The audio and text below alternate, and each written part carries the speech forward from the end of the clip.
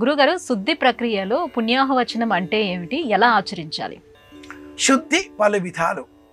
నేలపైన తైలం పడింది అనుకుంటే ఆ తైలాన్ని తొలగించడం కోసం, శుద్ధి చేయడం కోసం బియ్యం పిండిని ఆ తైలం పైన వేసి కాస్త చక్కగా తుడిచి ఆ నూనెతో తడిసిన ఆ బియ్యం పిండిని తొలగించి తదుపరి శుభ్రం చేసుకుంటే ఎవరు జారిపడరు, సులభంగా నేల శుద్ధమవుతుంది. ఒక పద్ధతి.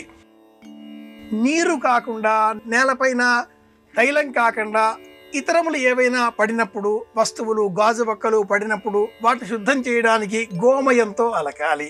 ఒక్కొక్క విషయానికి ఒక్కొక్క శుద్ధి ఎలా ఉన్నదో అంతఃశుద్ధి, మనశ్శుద్ధి, గృహశుద్ధి, వివిధ సందర్భాలలో ఈ శుద్ధి ప్రక్రియలను శాంతి కమలాకారం వివరించింది. నూతనంగా ఇల్లు కట్టుకున్నాం, అక్కడ పుణ్యాహవాచన. పగటిపూట ఇంటిల్లిపాదికి పుణ్యం కలిగించే విధంగా కొన్ని మంత్రములను ఉచ్చరించడమే పుణ్యాహవాచన. ఓం పుణ్యాహం భవంతో ఓ బ్రువంతు అనేటటువంటి సంకల్పంతో ప్రారంభం చేసి యత్ పుణ్యం నక్షత్రం తద్భట్కుర్వీతోపవ్యుషం యదా వై సూర్య ఉదేతి, ఇటువంటి మంత్రాలతో 32 మంత్రములతో కలిపినటువంటి ఒక సంపుటి పుణ్యాహవాచన మంత్ర సంపుటి. పగటి కాలంలో నక్షత్రాలు కనిపించవు, కానీ నక్షత్రాల ఉనికి వియన్మండలంలో ఉంటుంది.